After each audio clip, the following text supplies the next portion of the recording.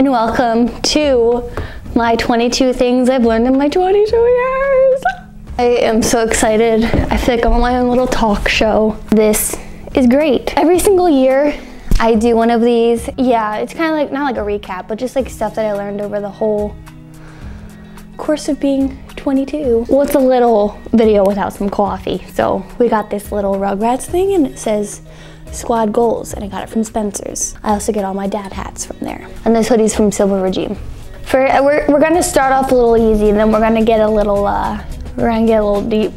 Relationships are mirrors. I think you learn the most being in a relationship from someone else. They teach you things that you can't learn on your own. I feel like they need to inspire you in some type of way, or it's not adding to you or them.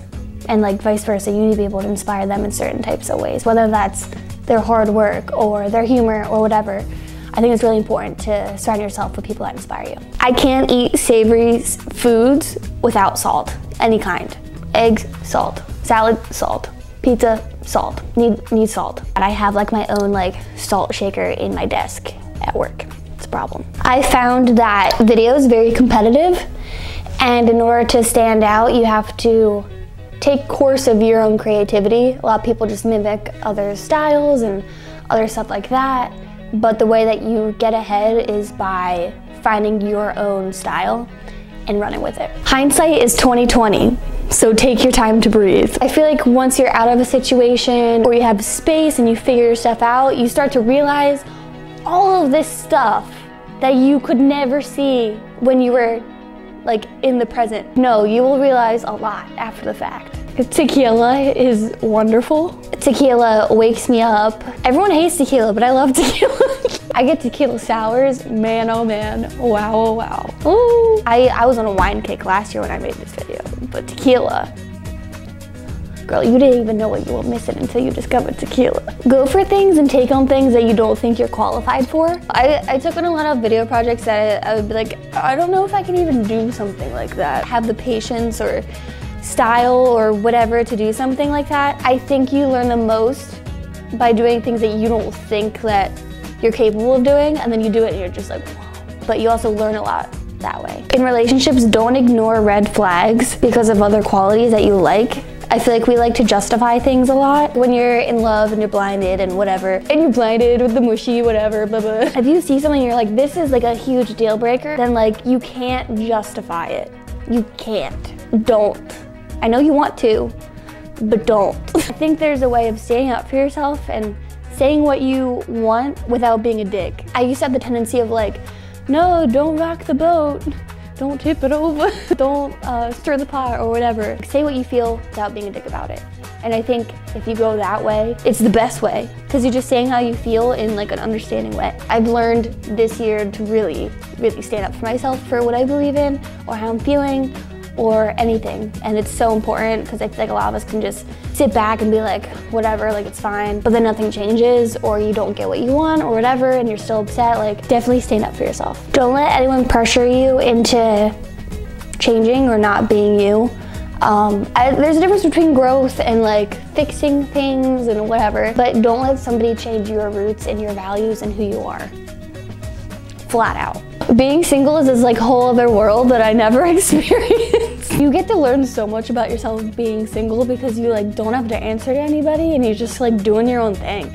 And I think you learn the most from that. Breakups freaking suck, but I also think they are the biggest opportunity for growth and change in your life. It's the biggest opportunity ever to analyze everything that's going on and like who you are. Once you overcome that, it's whoa. When you're positive and you're enjoying every moment, things just seem to fall into place. You're really like genuinely enjoying whatever's going on right in front of you and making the most of like any situation, shitty, it's raining or whatever. I love self-help books. I bought like 15 of them. I try to read like 30 minutes before bed and it just like clears my head, makes me like want to kick ass the next day, figure stuff out, just open my mind. But like ones on certain topics, like I have like creativity ones and decision making ones and positivity. I realize I have a quantity problem. When I have too many options, I can't make decisions, especially when buying things. Like I'll buy something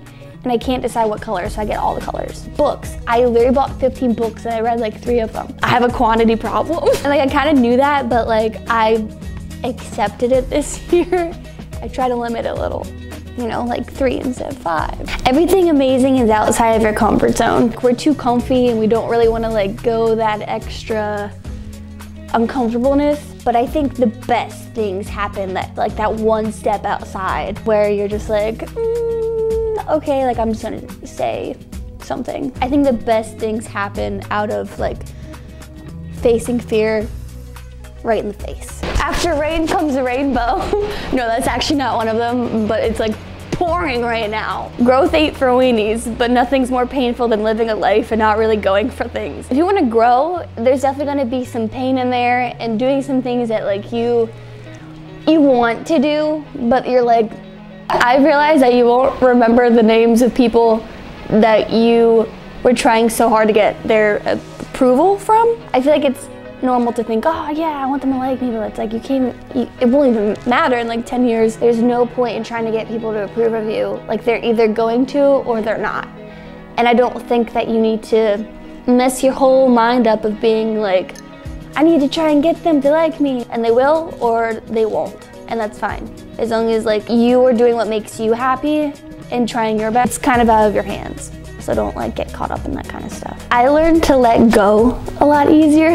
I think we get so caught up on the past or things that happened that went wrong. Think about it for 5 seconds and just like let it go. Like don't let it wander in your mind for that long. And it's in the past, like it's done. You can't change whatever happened. You can change stuff moving forward. Whatever you said, whatever you did, whatever you messed up, like it's in the past. Leave it there. Like I can't remember something that pissed me off 3 years ago. So if it's not gonna piss you off in 3 years from now, don't worry about it. You are not who you were in the past. I think we get stuck on shittier like qualities of ourselves. Like I used to be very shy and I kind of let that like hover over me, cloud of rain sometimes, but like you are not who you were in the past. Like you are who you are in the present moment. And there's somebody that like you want to be and like you can get there. You just have to let go of like everything that you saw. If you have a goal and you need like a deadline or you need some pressure, bet somebody like a certain amount of money that like you're willing to put up but you don't really want to put up. Be like, oh, if I don't lose 10 pounds by May 1st, I have to give you $100. It's like enough to be like annoying and push you, nothing that's like breaking the bank. I realize that starting an action is very motivating.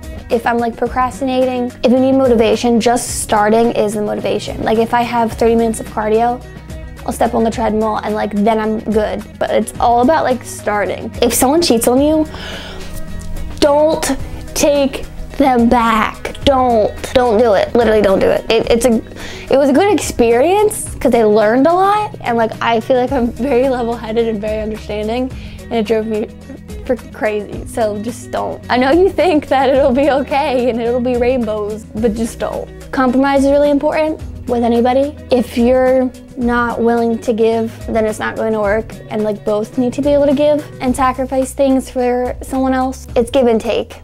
You know what I mean? I've learned that understanding doesn't mean that you completely agree with their opinion, but the fact that you can see it from their point of view and be open-minded about it, that's understanding. If you have a collaborative playlist on Spotify, it's real, it's lit. It's so cool. You listen to a song and then you think of someone and then you just put it in playlist and it'd be like, oh, they really like this, or this made me think of them. It's so cute. Time spent enjoying yourself is never wasted. Enjoying a moment is never gonna go to waste. If you're tired, if you're angry, if you're just being whatever, like snap out of it, because you're wasting a moment, a precious moment with somebody, or expect the unexpected and roll with it. So I think that's 22. I stopped cheering, I graduated, I got a full-time video job, went through a really big breakup, learning about myself, met a lot of new people that I genuinely very much enjoy. It's just really cool to look back on these videos and see how far I've come, and I'm so excited to see what 23 Oh. 23 makes me feel so old. Am I supposed to have my shit together right now? I hope you learned something from this. I think I got too deep in my past feels, I guess. We done with it. We over it. It's in this video. We done. We moving forward. We out of here. Okay. Bye, guys.